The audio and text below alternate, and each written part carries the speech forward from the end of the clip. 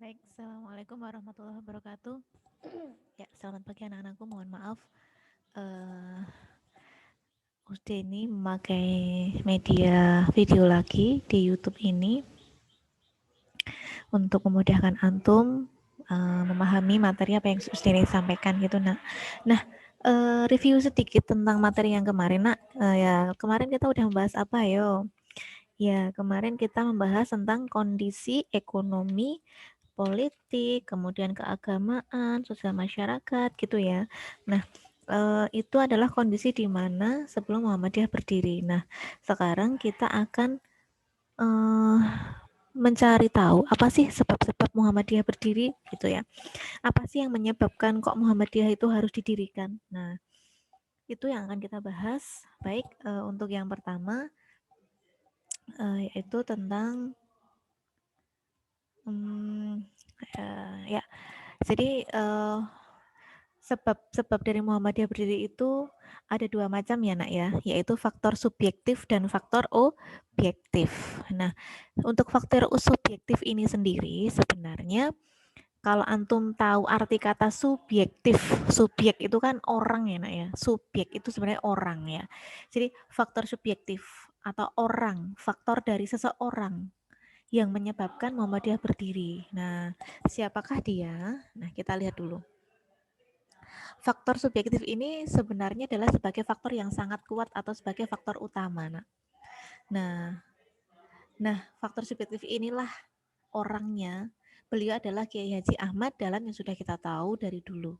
Ya, jadi faktor subjektif ini sebagai faktor utama yaitu diprakarsai oleh beliau Kiai Haji Ahmad Dahlan. Nah,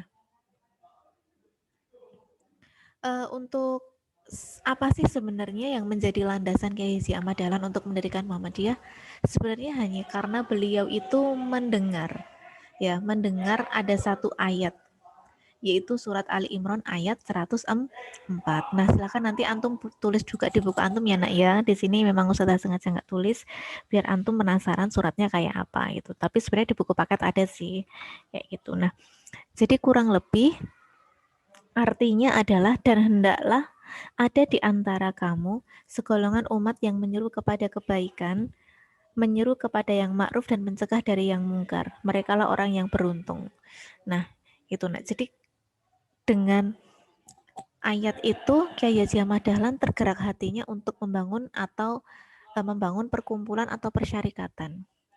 Nah, tentu saja persyarikatan yang akan dibangun oleh Kiai Haji Ahmad Dahlan ini bukan persyarikatan yang atau perkumpulan yang asal ngumpul, asal ngobrol, asal kita itu belajar bareng enggak. Tapi di situ adalah perkumpulan yang teratur dan rapi. Ya, jadi teratur dan rapi. Nanti ada semacam organisasi yang mengaturnya, kayak gitu. Nah, itulah yang diinginkan oleh Kiai Haji Ahmad Dahlan untuk mendirikan Muhammadiyah kayak gitu nak ya. Jadi bukan asal-asal persyarikatan kayak gitu. Next.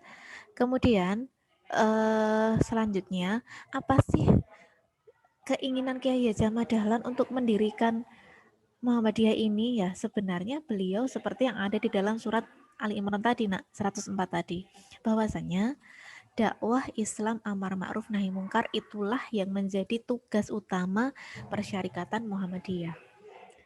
Mengajak kebaikan, mencegah kemungkaran. Seperti itu ya. Kemudian selanjutnya adalah faktor internal, faktor objektif. Nah, untuk faktor objektif ini berarti objeknya, nak. Jadi kayak semacam faktor yang berada di lingkungan sekitar di masyarakat Indonesia pada umumnya lah, kayak gitu. Nah, faktor objektif ini sendiri ada dua, yaitu faktor internal dan faktor eksternal. Enak ya. Nah, untuk faktor internal itu sendiri mencakup pada kondisi umat Islam di Indonesia. Ya, jadi faktor internal ini mencakup pada kondisi umat Islam di Indonesia.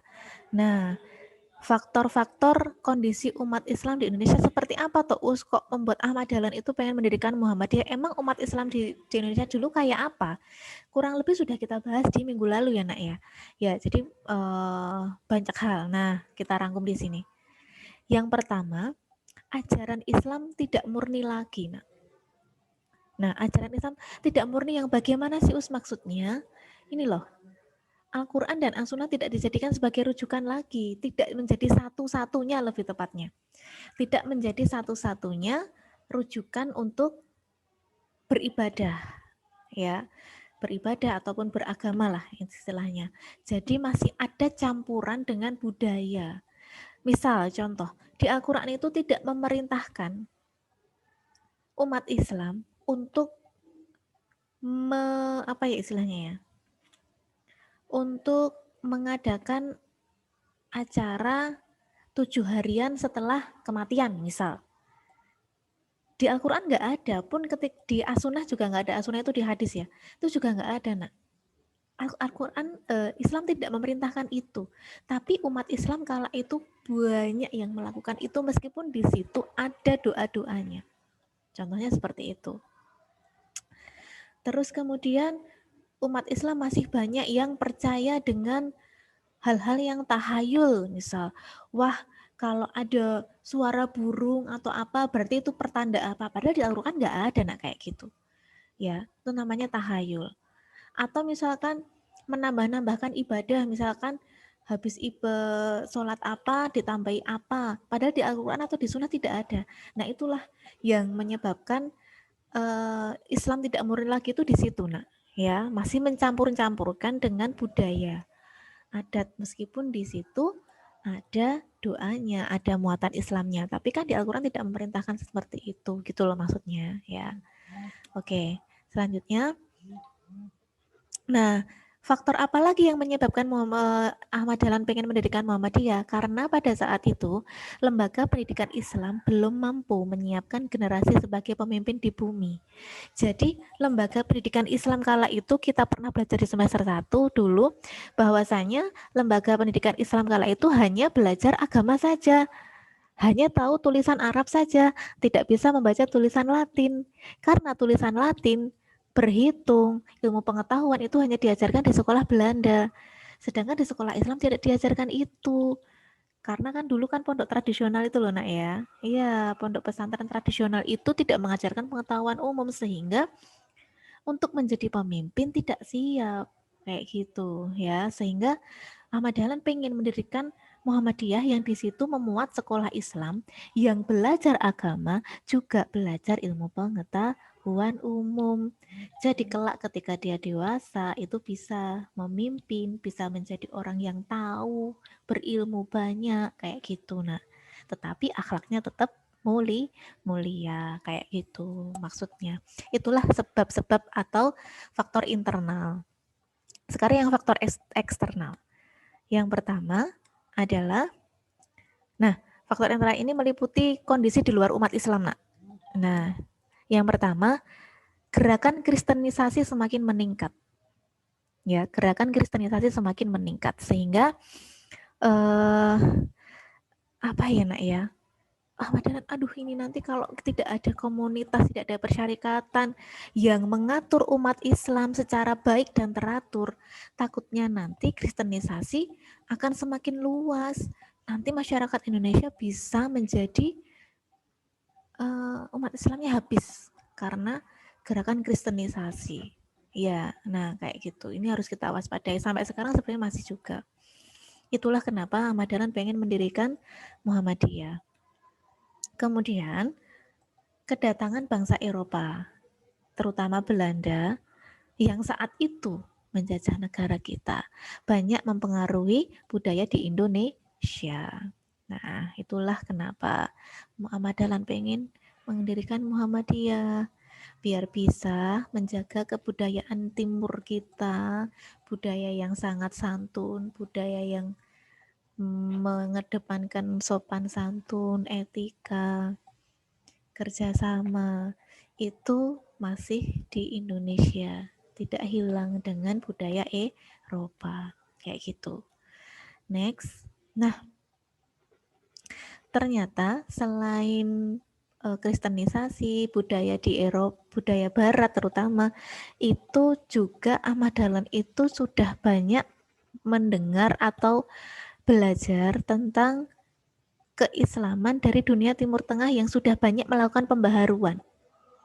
Nah, jadi wah ini bisa nih di Indonesia. Di Indonesia harus ada ini pembaruan. Jadi umat Islam yang tidak begitu tahu Islam yang murni seperti apa, itu harus kita beritahu lewat Muhammadiyah. Harus kita dakwahi lewat Muhammadiyah. Nah, jadi beliau itu kan dulu belajar di 5 tahun belajar di sana mana Arab ya, di Arab Saudi. Nah di sana beliau bertemu dengan tokoh-tokoh Islam di dunia kayak gitu. Dan beberapa dunia Islam di Timur Tengah, di negara Timur Tengah sana itu sudah banyak yang melakukan pembaruan. Nah Mama Dahlan pengen menerapkan itu di Indonesia kayak gitu nak. Nah itu ya nak ya. Jadi apa namanya? Itu dulu untuk pertemuan kali ini. Silahkan antum catat, kemudian antum upload di link tugas yang Usteni sampaikan nanti. Tetap semangat ya anak-anakku, kita sedikit-sedikit aja yang penting antum paham. Kayak gitu ya. Oke, terima kasih. Kurang lebihnya mohon maaf. Albiru menitako. Wassalamualaikum warahmatullahi wabarakatuh.